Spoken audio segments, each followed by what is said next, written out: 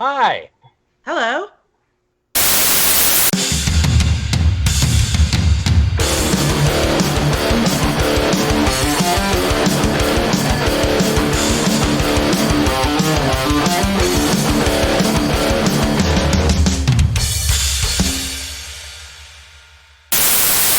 Hi. Hello. I'm Pant Squirrel. And I'm the cybernetic pig. And this is the Godpunks. Warning. This show is not fit for human consumption. It may contain foul language, gratuitous violence, ugly sex, intergalactic drug use, and crippling existential dread. And orgies. There may be orgies. Children, please exit the building. This show is not for you. In which Ant runs in front of a car, high off his ass, so he can get a hug. Ant ran out into the street when he saw the sadness in the rider's eyes. It was one of those hopeless sadnesses, like he'd lost something he was never going to get back. Ant was good at helping people find things, so he ran out into the street hoping his sympathetic body would be enough to stop the car. And it was. The car skidded to a stop after he slid across the hood and slammed into the windshield. The driver's name was Bob, and Ant wanted nothing more than to take him into his arms and hold him, kiss his cheek, tell him that the world was not as brutal as it seemed, and that he was going to help Bob find whatever it was he lost, which in this case was his security key, soil taster's badge, and the time between 7:30 and 9:30 a.m. I'm Bob, Bob said. This was after the oh my gods and the please tell me you're okays and the you came out of nowhere and the I'm so sorries and please don't dies and the why todays. Ant moaned like the rusted hinge of the door on the breathe free and sleep deep underground bomb shelter he called home. Then he rolled off the hood of his new friend Bob's car. He knew Bob was his new friend on account of Bob picking him off the ground and cradling him in his arms, openly weeping. Why so sad? Ant said, looking deep into the eyes of Bob, studying his irises, which reminded him of a blooming field of poppies. He'd cracked several ribs and was so high he thought life couldn't have been more peachy because this man, Bob, obviously cared. There's no other reason to cradle someone while weeping. It was the universal sign that says, hey there, buddy. I have some concerns, and maybe this will help. Bob didn't immediately answer Ant's question, instead deciding it was more important to call for assistance. First to some slummy-looking folks shuffling by who didn't see a problem, and then over his comlink to the Capitol Emergency Services, who, after several minutes of, what is the nature of your emergency, and I can't understand you, please stop blubbering, and is there blood, how much blood, also didn't see a problem. Ant was so high on Tosin that he simply waited in Bob's arms because his mind craved tenderness like a dandelion seed craves a crack in the pavement. Yes, it had taken some time, but today he would grow. Today, he and Bob would find that little bit of sunshine that comes through between the buildings around 1 o'clock, so long as it's not cloudy. When Bob calmed down and noticed Ant smiling at him like a peekaboo baby, Ant said, Bob, don't worry, buddy. I'm dope. Want to get breakfast? Bob followed Ant's fingers, which pointed at a hollow sign across the street that read, Ground Zero Coffee Hut, Cakes and Muffins. Had the time, too. 9:45. Wait, you're dope? Yeah, dope. I'm dope. Dope is good. For Ant, it really was. Bob's face wrinkled and then unwrinkled, like a polo in a washer-dryer. Ant floated, at least he felt like he floated, up off the concrete and kindly extended his hand while saying, have really good pancakes. So, they had breakfast in Ground Zero and got to know each other. They weren't so different. Bob was a low-level soil taster who didn't mind his spot in the chain of people who tasted simulated earth fibers for money, and he wanted it to stay that way. Ant was a bum, a squatter, a lover of life's little and true joys, a seeker of the sad, and a man about town. Ant had a question for the man whose eyes matched the color of the synthetic blueberry syrup he poured on his triple-stacked pulp wheat pancakes. Why was Bob so sad? Bob didn't want to talk about it. Ant, who had a way of staring at people until they started talking, stared and went on staring. Finally, Bob said, I'm losing time. Ant grinned. He never understood why people always got caught up in rat races. He'd seen plenty of actual rats in his bunker, and they never raced. Not one time. Why pay attention to time, man? If you don't pay attention to it, you can't lose it. Counting seconds is like counting money or counting stuff. It all ends up owning you. This wasn't what Bob was talking about. Bob had no ambition and hardly cared what other people did. Tasting soil was just jolly good with him, thank you, so long as the dirt tasted straight and his bills were paid. No, I don't mean that. I mean I'm losing time, actual time. Like this morning, it was 7:30, and then it was 9:30. 2 hours just gone. Maybe you were daydreaming. Daydreaming is time well spent, if you ask me. Ant's eyes lit up at the thought of it. Daydreams were such wonderful things.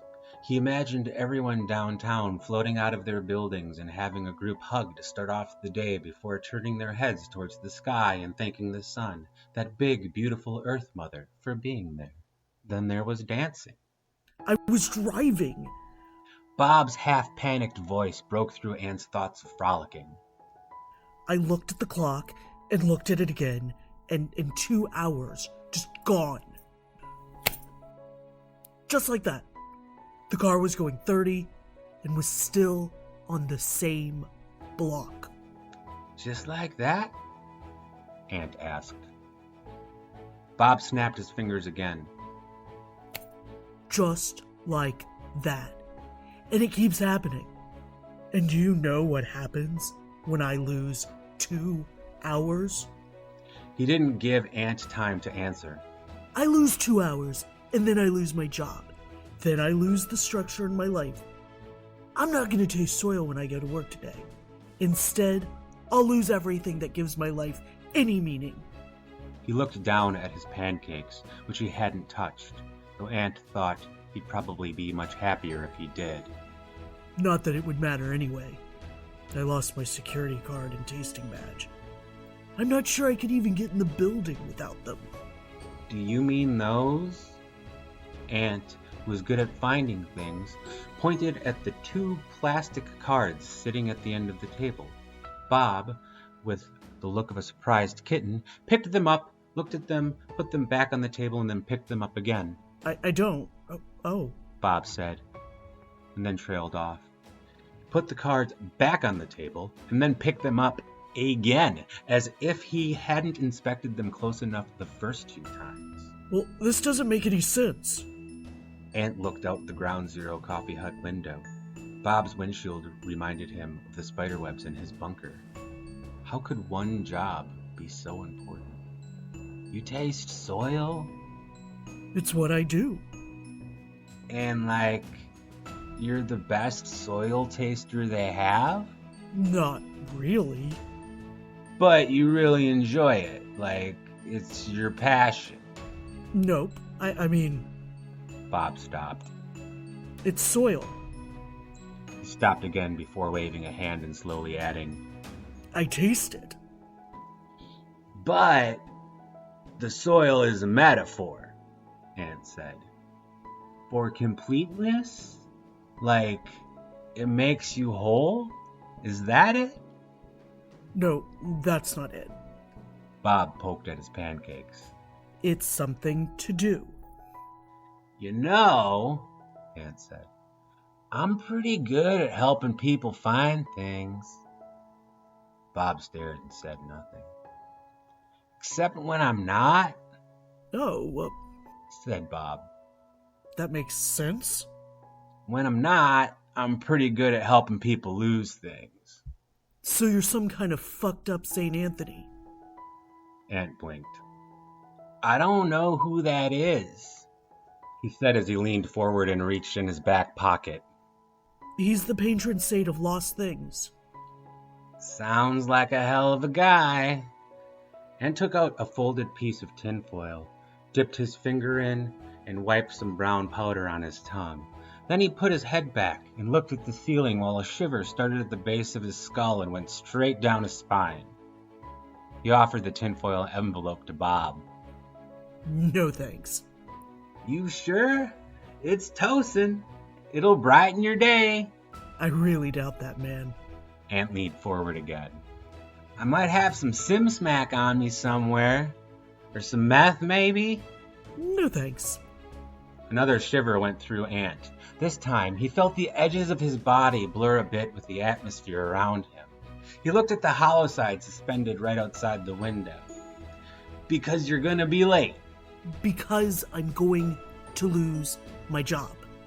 Tasting soil. It's my job. Tasting soil. Bob's pause was pregnant with a fetus filled full of infinite and uncertain futures.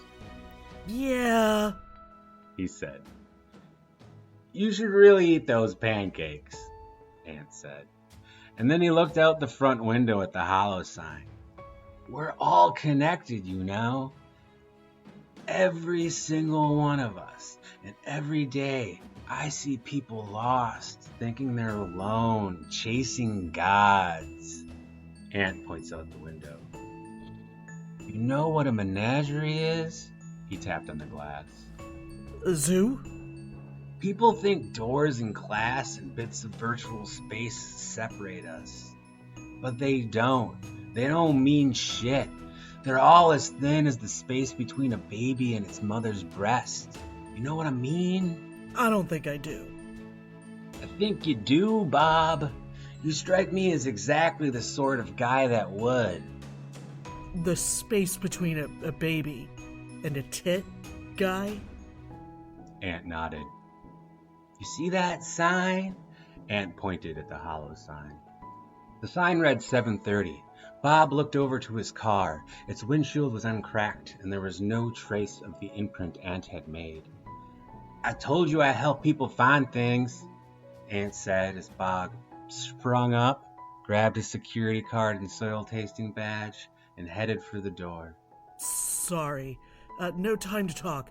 We should do this again sometime. You didn't even eat your pancakes, he shouted after him, but Bob was already halfway to his car.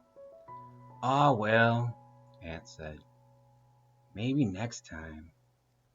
Aunt pulled Bob's plate of pancakes across the table and cut into them. He'd learned not to be surprised by life. Time liked to cycle in on itself. So did fate, and as such, there was a good chance he'd be seeing Bob again. When he did, he'd tell him about the thousand-toothed demon, barely visible to people who can see the ether dimension, sitting on top of his car. The demon had stared at Bob, smiling through its 1,000 teeth the entire time they'd been in Ground Zero. Probably, the demon had some plans for Bob. Demons always have plans.